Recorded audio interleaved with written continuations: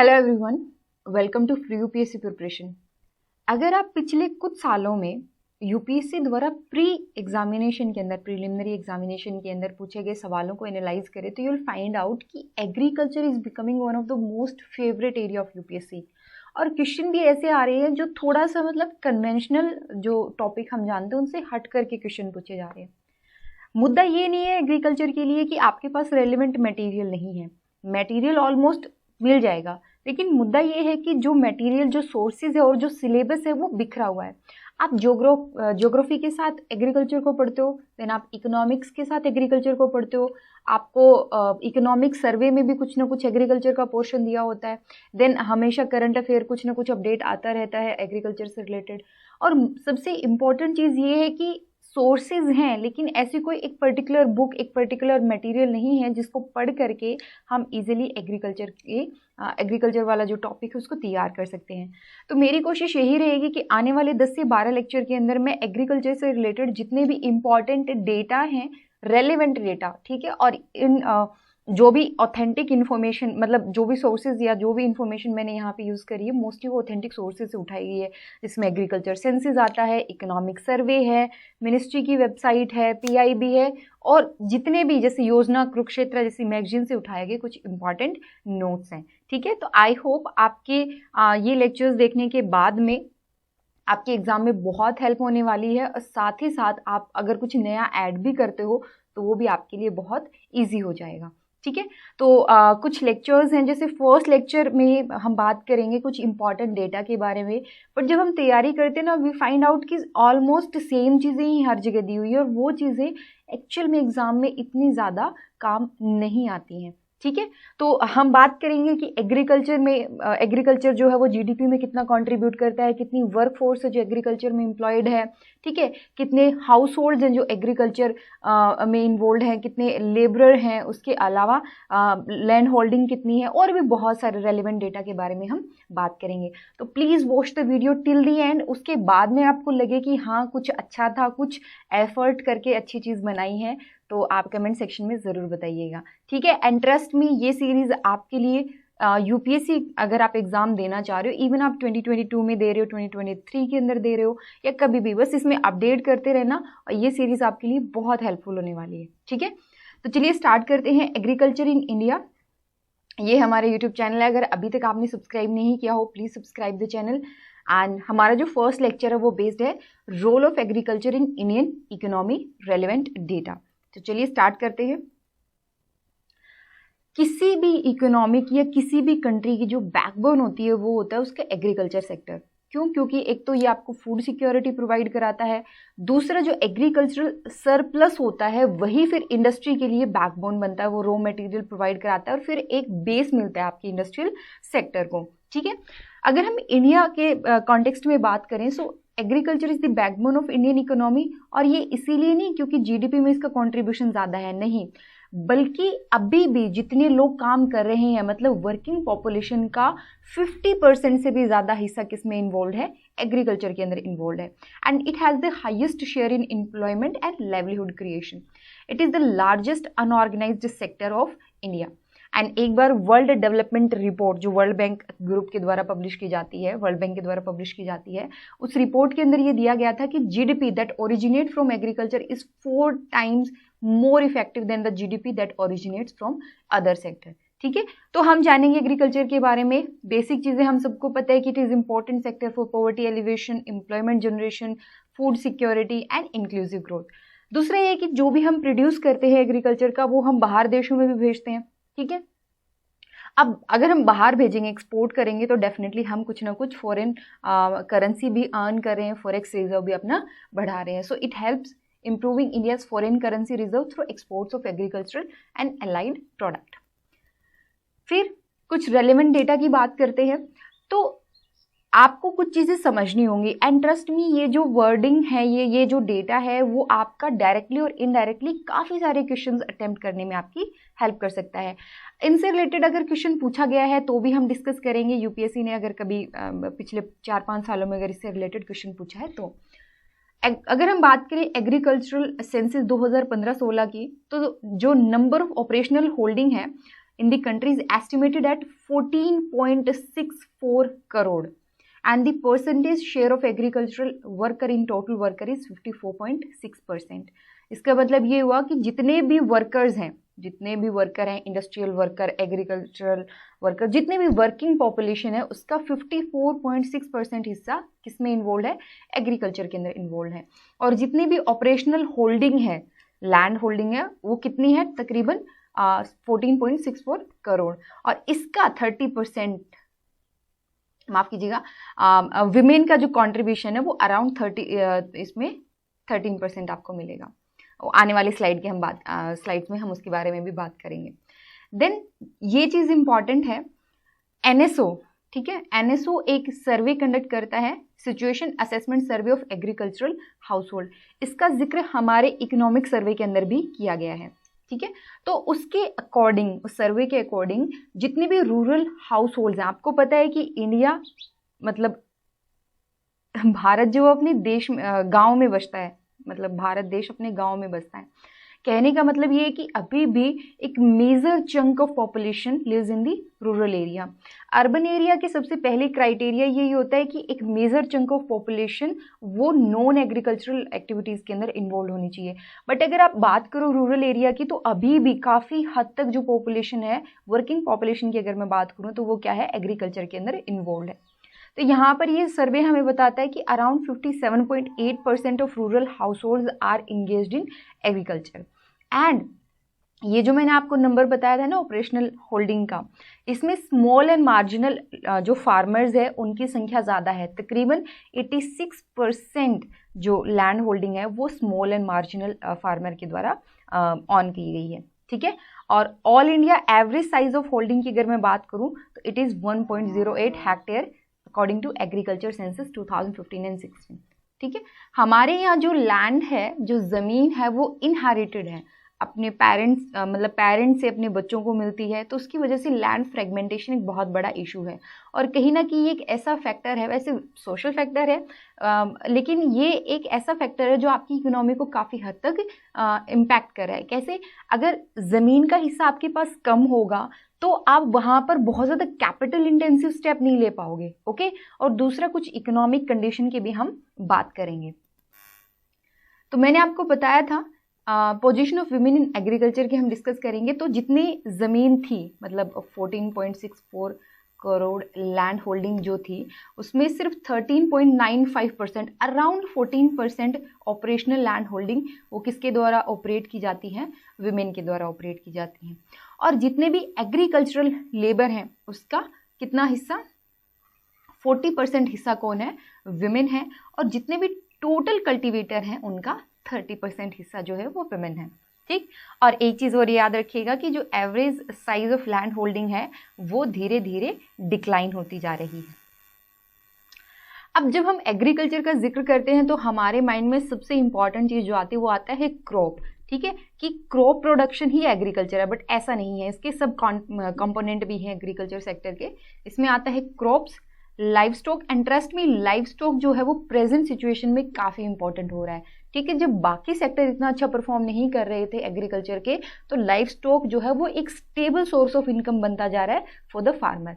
और जब हम बात करते हैं डबलिंग ऑफ फार्मर्स इनकम की, और आपने देखा होगा कि पिछले कुछ टाइम से गवर्नमेंट इसके ऊपर बहुत ज़्यादा फोकस कर रही है, तो उस चीज़ के अंदर भी लाइव स्टॉक को एक स्टेबल सोर्स ऑफ इनकम माना जा रहा है फार्मर्स के लिए। उसके अलावा forestry and logging and then fishing and aquaculture. तो हम अपने सीरीज के अंदर इन सारे कंपोनेंट को डिस्कस करेंगे। अब इस साल की इकोनॉमिक सर्वे के अंदर सिचुएशन असेसमेंट सर्वे से रिलेटेड कुछ चीज़ें दी गई हैं एंड इसके बारे में हम डिस्कस करते हैं। एनएसओ ने 77th round of survey conduct किया और ये कंडक्ट हुआ 1 जनवरी 2019 से लेकर के 31 दिसंबर 2019 तक, ठीक है।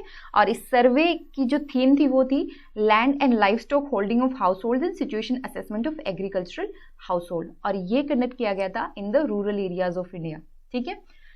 ये रिपोर्ट रिलीज हुई 2021 के अंदर। इससे पहले वाली जो रिपोर्ट थी वो पब्लिश हुई थी 2014 के अंदर, 2014 के अंदर।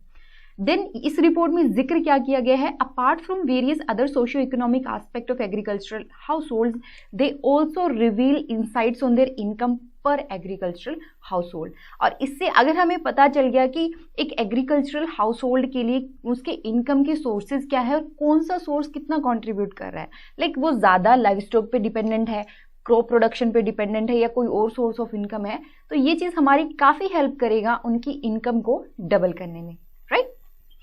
तो इससे रिलेटेड मैंने यहाँ पे ये पाई चार्ट को बनाने की कोशिश करी है सो दैट जो डेटा है हमारे लिए समझना काफ़ी इजी हो जाए। ये 2014 और 2021 का डेटा मैंने कंपैरिजन या कंपैरेटिव वे से प्रेजेंट करने की कोशिश करी है। जैसे अगर आप देखो तो 2014 के अंदर जो कल्टीवेशन था, कल्टीवेशन से नेट रिसीव कितनी होती थी एक फार्मर को, दैट इज अराउंड 48%। वहीं अगर आप देखो तो यहाँ पे क्रॉप प्रोडक्शन से कितनी हो रही है, 37%। फिर बात करते हैं net received from farming of animals कितनी है, 12%, मतलब लाइव स्टॉक कितना दे रहा है, around 12%। Then non farm business, इसमें कितना आता है, 8% आता है। और इनकम फ्रॉम वेजेस और सैलरी वो कितना है, 32% है। ऑन दी अदर हैंड अगर हम बात करें 2021 के अंदर तो फार्मिंग ऑफ एनिमल से कितना शेयर बढ़ा है, अभी ये अराउंड 16% हो चुका है। देन नॉन फार्म बिजनेस पहले 8% था, अब कितना है, 6% है। इनकम फ्रॉम वेजेस ये इसका शेयर बढ़ा है, 40% है। And income from leasing out of land, जो ज़मीन है अगर आप उसको लीज पे दे देते हो तो उससे आपकी कितनी अर्निंग हो रही है, इट इज़ अराउंड 1%। तो ये डेटा आपकी काफ़ी हेल्प करेगा ये पता करने में कि एक आम हाउस होल्ड, एक रूरल हाउस होल्ड की जो इनकम के सोर्स हैं वो क्या है, ऐसा हाउस होल्ड जो एग्रीकल्चर के अंदर इन्वॉल्व है, ठीक है। तो ज़्यादातर हिस्सा उसका कहाँ से आता है, अगर आप 2014 की बात करो तो जो नेट रिसीट फ्रॉम कल्टीवेशन वो सबसे ज़्यादा उसका हिस्सा था, उसके बाद में इनकम फ्रॉम वेज और salary. On the other hand 2021 की अगर आप बात करो तो वही income net receipt from crop production 37% है और इनकम फ्रॉम वेजेस जो है वो 40% है, ठीक है। तो ये आपके इस साल के इकोनॉमिक सर्वे के अंदर भी दिया हुआ है। उसके बाद में distribution of house hold by size category of ownership holding, ये देखो यहाँ पे फोकस करना कि 2002, 2012 एंड 13 एंड 2018-19 का डेटा हमने उठाया है and will try to understand कि जितनी भी लैंड होल्डिंग है उसमें स्मॉल फार्मर कितने हैं, मार्जिनल फार्मर कितने हैं और लार्ज फार्मर्स कितने हैं, ठीक है।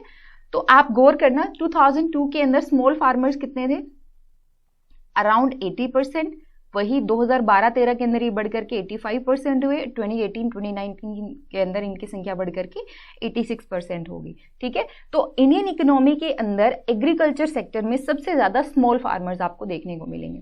देन मार्जिनल फार्मर 2002 और 2003 के अंदर अराउंड 9% थे, जो कम होकर के 6.9% हो गए, बाद में 5.8% है। तो प्रेजेंटली कितने हैं, जो डेटा हमारे पास अभी है लेटेस्ट, ये 5.8% जो है हमारे पास मार्जिनल फार्मर है। अगर हम बात करें लार्ज फार्मर्स की तो 2002 एंड 3 के अंदर ये 0.5% था, जो अभी घट करके 0.1% हो चुका है, ठीक है। तो ये it is just to show you कि small and marginal farmer, I am sorry ये जो ग्रीन वाला है it shows the medium farmer not marginal farmer, ठीक है, इसको करेक्ट कर लीजिएगा, मीडियम फार्मर और स्मॉल फार्मर। अब आप कमेंट सेक्शन में मुझे बताइएगा कि small and marginal, medium and large farmers के अंदर क्या डिफरेंस होता है, मतलब उनकी जो लैंड होल्डिंग है उनका साइज क्या है, किस बेसिस पे हम इनको डिवाइड करते हैं या क्राइटेरिया क्या है। आई एम श्योर कि आपने कहीं ना कहीं ज़रूर पढ़ा होगा इसके बारे में। एंड ये डेटा मुझे काफ़ी रेलिवेंट लगा।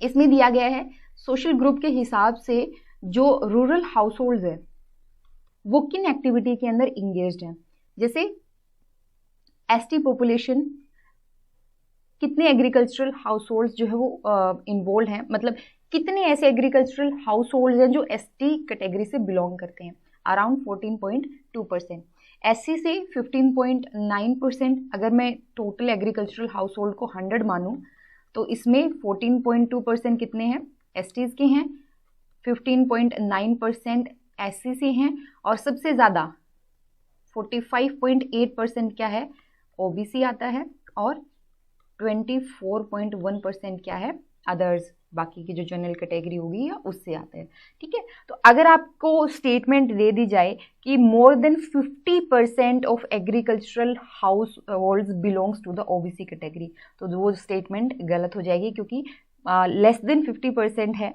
और इससे क्या होता है कि आंसर्स अटेम्प्ट करते टाइम अगर आपको इतना भी आइडिया है तो एक या दो स्टेटमेंट आप एलिमिनेट कर सकते हो और उतने में भी आप एक हो सकता है कि सही कंक्लूजन तक पहुंच जाओ। ये मैंने कहाँ से उठाया है? Percentage distribution of agricultural house hold and non agricultural house holds by social group in rural area of India for agricultural year 2018-2019। ये सोर्स है PIB से, आप इसको सर्च करोगे तो आपको वहां पे मिल जाएगा। देन 2018 में क्वेश्चन पूछा गया था इससे रिलेटेड, उसके बारे में बात कर लेते हैं। As per the NSSO 70th round situation assessment survey of agricultural households consider the following statement. ये क्वेश्चन था 2018 में पूछा गया था। पहला है Rajasthan has the highest percentage share of agricultural households among its rural households. हमें पता है इसके बारे में? नहीं, इसका कोई आइडिया नहीं है कि एक्चुअल में राजस्थान से ही सबसे ज़्यादा रूरल हाउस होल्ड्स है जो एग्रीकल्चर एक्टिविटी के इन्वॉल्व हैं या नहीं। देन सेकंड स्टेटमेंट है out of the total agricultural households in the country a little over 60% belongs to the OBC। But अभी हमने देखा, हालांकि ये जो डेटा है हमारे पास 2018-2019 का है, बट अगर हम एक साल पहले का भी देखें तो हम इतना तो अंदाज़ा लगा ही सकते हैं कि 1 या 2 साल में अगर ये पहले 60% होता तो रिसेंट में 45%, तो मतलब इतना डिक्लाइन तो एक साल में नहीं आ सकता ना, इतना ज़्यादा कम तो नहीं हो सकता।